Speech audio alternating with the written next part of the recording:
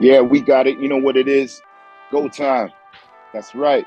BoFaat, Thrust. We in the building right here, Baby. chopping up hip hop stories. You're living fabled stories from the past. Word. Just chopping on that hip hop history. So this is our hip hop 50th anniversary one. So it's interesting, man. Happy birthday, hip hop. Happy It's been birthday, going on. Pop. Word up. It's been going on all weekend. It's been crazy.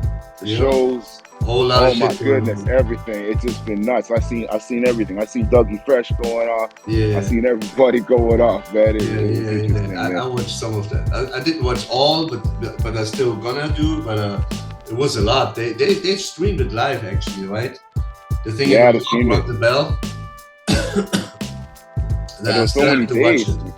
Huh? Yeah, like you said, there's so many days of it. We had that, and then there was like clips from the Bronx. There's things going on in Staten Island.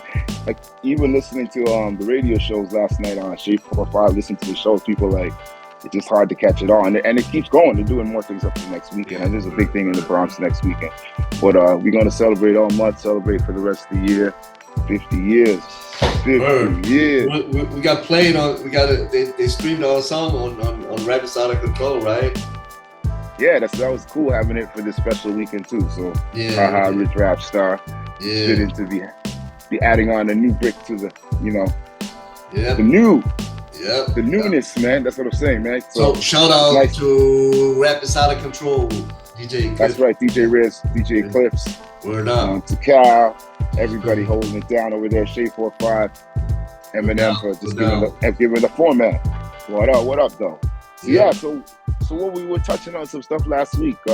Last week we were talking about Troy, right? And then you kind of came up with some, like you just mentioned it shortly, that you also met Pete Rock and Seal Smooth, I think. And then you said, but that's for another time. So maybe we go into that today. Yeah, we can go into that. Yeah, that's an interesting story because I kept on having the timeline where I met. Yeah, I know the timeline now. Because I met Heavy D, Troy. That was like in 87, 88, right? I remember Ron Nelson, our promoter. Our promoter brought like all the top artists. Toronto was spoiled. That's like from the 80s. We had shows every month, every 2 months, every 2 months. Let that sink in for a second, right? To the people right now. Let that sink in. He said 88, it's 87, 88. You know, right? That's fucking 30 plus years ago. Yeah. Just let that sink in. The city where I'm from, right? The roots of hip hop go back to the beginning. It's our proximity. We're only a 7-hour, 8-hour drive to New York City, and then us having Caribbean roots. Brooklyn is Caribbean too, so our family members were there. So it's just in the commute of driving back and forth, spending time with your aunts, your cousins, in the summer that the music traveled. So I was just one of those people, and then our promoter was the same thing. So he brought them, and then by 90, that was like 87 that time, probably 86, 87-ish. And then after that, that would have been, because that's when he had his first record, The Over White Love Was in the House. So, but that's when he did that song, right? So you know the timeline. And then years later, I had a group called KGB. KGB was like a real popular group in Toronto. We appeared on this album called The Cold Front. We had a real huge buzz locally in the city. One of the biggest buzzes I've ever seen to this day. Open for like Main Source. We did a lot of the big shows when artists were coming. We had all the big roster shows. And we were pretty much actually, even within Main Source, K-Cut was a good friend of ours. So we had certain people in the mix from a long time. So we got under this management called Advanced Management, which is Ron Nelson, that same promoter. He was also opened a studio. He had a recording studio. So there was Beat Factory, which is Mishi Reed, Dream Warriors, and then Ron had his studio. It was in the same house. It was in Ron's house. Dream Warriors. So that's why I get all these stories. So my recording people I worked with, the manager, was in the same house. So when they were doing their stuff, we were all in the same spot, the same backyard, and then like these shows would happen. So anyway, so make a long story short, off of a demo we had from Connections, we had a couple, I think it was 3 or 4 opportunities to land the group and labels. And we had interest from Elektra in the US. And at the same time, that was when they had the last infamous, that was 1992, the infamous New Music Seminar, where Ice Cube cut off his Jerry curls, That was the last time Kung-Fu performed. Like, obviously, they broke up. That was like when being broke up. Now they perform together in a sense, but you know what I mean? Back then there was the big splits. That was like the last show. It was one of the craziest stuff. They had that big rap battles and all that stuff. Everyone knows it was infamous. The 92 New Music Seminar is like one of the craziest moments in hip hop. You want to talk about HIP-HOP-50. So it was right during that same time. So we jumped in the car, drove down to New York, parked up on my aunt's, and we went to the seminar. Yeah, my aunt was in Brooklyn, right? So we went down there, and then we had the A&R meeting. So we went to the meeting, went up. It was me, DJ X, my homie DTS, 10K, the other rap partner I had in my group. Did our meeting, and then at the end of the meeting, they were like, "Oh, you guys should go down the hall. Pete Rock and CL Smooth, they're doing their listening session for their EP. They're like, word? Oh, that's dope. Remember, this is the EP. This is before the album came out. So this is when they had street level buzz, where people knew enough from that EP for you to go check out what was happening in that room, right? Awesome. This is when Pete Rock was just getting his legendary stat, just the role as a producer, right? Because he hadn't even heard the album and everything was to follow, but you knew from those 5 joints, right? Right. So from that, we went down the hall, went in the door, and that's where I met Pete and CL. We ended up actually, for most of the listening session, talking for like, I don't know, for like a good, almost like an hour, kicking it in there. Okay. It was pretty awesome, man. Like a one-on-one, because those A&R meetings wasn't everybody. You had to have certain passes to get in the building, and there was a lot of DJs and people passing through. So it was like a cool, open climate. And that's my first introduction to Pete. But of course, later on, the funny thing was Pete was actually one of the people ended up, I don't know, I doubt that he remembered it was me, but he ended up being one of the people that broke me as an artist in New York City myself. Like when my MC single came out, it was him and Premier that were the first DJs to play me in New York. Wow. When he was on the Pete Rock and Molly Mall show. Yes, son. Wow. So that's how it started, man. It's amazing to have a beginning like that, man. So it's truly, truly, truly awesome to have these cool stories, you know? So that's my story of meeting Pete Rock at CL Smooth. Nice. We had more encounters later down the politics of history, but that was the jump. So that was like that would be 1991, I believe. At the latest, 1992. I actually met Pete Rock and CL Smooth too. Oh, really? What's your story? Let's go. It's not too much of a story, but it's funny. So that was like, I had to lie, probably 2016 or 17 maybe. Or maybe 2017. They had a show here in the club where I work, right? And so, I'm working as a security, actually head of security on there. Now, but back then I was just regular security. So I was on stage with them. It was a big stage, to be fair, right? So I was standing on for the whole concert. I was standing on the side of the stage, you know. Yeah. And I was actually filming them while with my phone. I was filming them a little bit every now and then, you know, like when they were playing their classics. And what I thought was cool was there was some cool stuff and some not so cool stuff, you know. But so the cool stuff was like Pete Rock dropped a verse which was super dope. You know, I knew he's rapping sometimes, but I saw him live doing a verse and that was just fresh, you know. And CL Smooth, he was just smooth, you know. He was like doing the thing, but it didn't look like they talked to each other at all. Except doing this gig together, I don't think they talked to each other. And they weren't talking to me either, you know, like, so when people, I'm not like a fanboy or whatever, you know what I'm saying? But I mean, I respect their music, I love their music and all that. And Pete Rock as a producer is one of my influences, like really role models beat-wise, you know. But I didn't have a chance to talk to them or whatever, and there was not, even though I was on stage, you know, taking care of them, that no one just jumps, they do some stupid shit, but there wasn't even like eye contact or whatever, you know. I wasn't there for them, you know, like, so that kind of turned me off in a way, in the sense of, I'm not gonna ask taking a picture or whatever, you know what I'm saying, like, That's so good, you know. I know how it is when you're on tour. You're tired, especially when you get older. You're on tour. You go from one place to another place.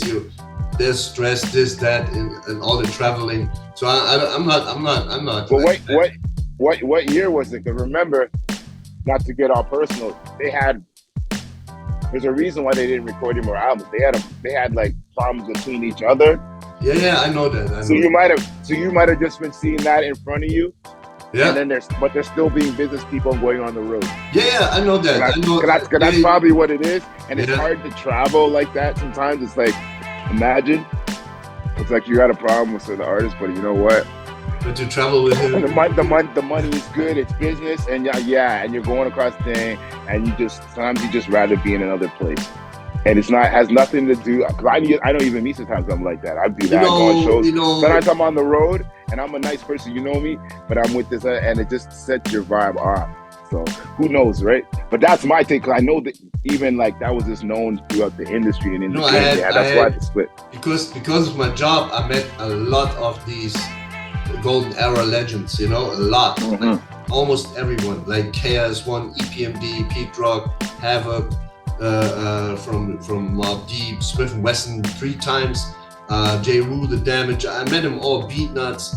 I'm not telling names. No, but those groups are all together. I'm saying there's some groups that they're just together because it's a name, and then when they go, it's not going to fit. No, but the thing is, they're going home. Those groups you're talking about, they have love for each other, and they're still together, like. Yeah, right? Brand Nubian had that, right? Role model. Everyone can take a note from Smith & Wesson because these dudes are down for 30 plus years and they still cool. You know that you can tell it. But what I was trying to say is some of them are really cool. Like the EPMD, they were cool and they are legends, real legends. You know, they were cool. Mm-hmm. They were funny. You know, I had a hoodie on with EPMD written on the chest, like, and they asked me, yo, where you got that from? I said, oh, I got that. I had to think and say, no, you know what? I bought that when I was in Hong Kong. Okay, pause. You're coming with this story next week. That's it. That's all. That's not more to it. You just, there was just like, you see, they're bootlegging our shit. But they were cool. But that's the little Pete Rock and CL Smooth story I had. It's not much to it. It's just, you know, I was on stage with them, checking out that no one jumps on stage, and that's it, you know. But yeah, it wasn't too interactive. Yeah, sometimes it be like that. I don't know what it is. No, we'll never know, man. But hey, it is, at least you're close. You have an experience, because some people wish to be even in the same room. You know what I'm saying? So, I met KRS-One 3 times, and he was 3 times different. Can you imagine that? Yeah, I met KRS-One about 7 times. We could talk at every time you do it. But that's everybody. You're different every day. See, people fail to realize as artists, even me being artists, always like years in between anyway. We're rainbows. So. There's years in between. You could be moving. You could be in between a separation. Yeah. They're human beings.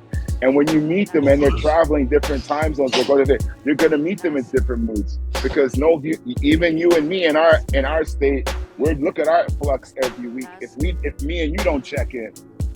So that's what it is. But we don't, when we see them, we're like, yo, but that's KRS, man. Yeah, right? He was always different, but he was always cool. Yeah. You know what I mean? Cool, though. He was always cool, down to earth. He is always cool. Yeah, that's the teacher, man. The teacher's consistently like that, right? But it's different levels of like what you're gonna see. Sometimes it's like amazing, right? Right. So that's what we in it for, and it's nice to have those experiences and those different stories to tell, right? Yeah. I'm just glad. You know what I mean? My job that comes along with my job, that I always have a chance to meet these guys, you know. Always is dope, you know. Like next month, I'm gonna meet Onyx, you know. Yep, it's a blessing, man. You know. Yeah, man. It's a blessing. It's a blessing to meet them, and it's a blessing to make music that plays side by side with them. That's the way I look at it. It's like track and field. You want to look over a track and see all the best. No, you're in the heat and running in that heat, but then look beside you. Oh man, there's, you know what I mean? But wouldn't you wish like they would be? They kind of click again together, like Pete Rock and CL Smooth, and do another album. That would be so dope, man. I mean, they both alive. You know, look at Gangsta, Premier and Guru. They never can do an album again. because Guru passed away, rest in peace. But they both alive, you know. I mean, they could squash their beef and make another album for the fans, you know what I mean? Yeah, but a lot of times that doesn't happen. It takes them passing. Some relationships are like friendships. That's a dream that we have as fans. Probably not. Some things just never go back together again. And if it does, it's not the same because the relationship is not as organic. Like you're going back again, yes, for the intent, but it's hard to be just as relaxed and as natural.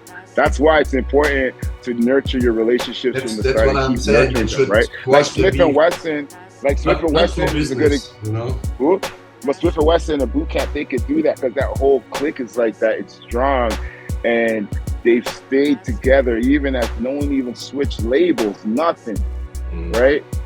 Even if you're a different artist and you switch labels, it's hard. Like Wu-Tang, they went through so much, but and a lot of times it's easier when you're family and to do it. But even that, if you have a problem in his family, it might go deeper too because that's you, my family, right? Yeah. So there's levels to it, right? So we just hope and pray that, you know, people can work out their differences and get back and do the thing that makes them, you know, that brought the gifts into the world. Yeah, it shouldn't be a business decision. It should be because they really squashed their beef and cool with each other, you know? Yeah. Because if it's a pure business thing, then the album will be cold. There will be no soul or whatever. Exactly. It's got to be genuine, man. Genuine, like, you know what I mean? Because you could feel it, man. Music is one of those things that's music. Because all music is a mood, man. It's a mood and a color, right? So if the mood isn't right, man, it's not gonna come off right. So that mood could be tampered. It's like you can feel it, right?